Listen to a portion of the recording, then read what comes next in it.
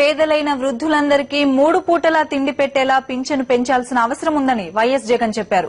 ప్రస్తుతం ఇస్తున్న పింఛను చాలక మలి వయసులో అవ్వాతాతలు కష్టపడాల్సి వస్తోందని వైఎస్ఆర్ కాంగ్రెస్ పార్టీ సమావేశంలో జగన్ ఆవేదన వ్యక్తం చేశారు. ఆ ఊరికి వెళ్ళినప్పుడు,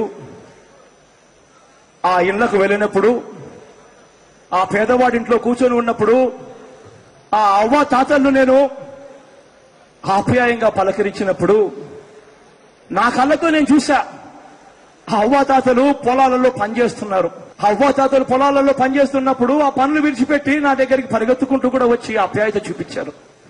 అడిగా, అవ్వ ఈ వయసులో పనిచేస్తున్నావా అవ్వ అని. బాధ అనిపించింది.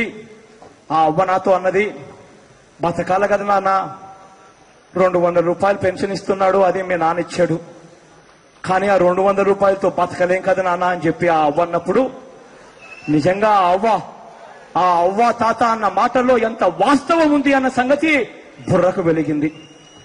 నేను చెప్తున్నా, ఇవాళ ప్రతి అవ్వను, ప్రతి తాతను, ప్రతి వితంతువును, ప్రతి వికలాంగుడి కోసం ఇవాళ చేస్తున్నది సరిపోదు. ప్రతి అవ్వకు, ప్రతి తాతకు, ప్రతి వితంతువుకు ఇవాళ ఇస్తున్న ఈ 200 రూపాయలను 3 పూట్ల భోజనం పెట్టే రీతిలో ఉండేట్టుగా కనీసం అంటే 700 రూపాయలకు కనీసం తక్కువలో మాత్రం చేయాలి అని చెప్పి నేను చెప్తున్నా. చేస్తాం కూడా అని చెప్పి చెప్తున్నా. వికలాంగులకైతే 500 ఇస్తున్నది 1000 రూపాయలు చేస్తామని చెప్పి కూడా చెప్తున్నాను ఇవాళ.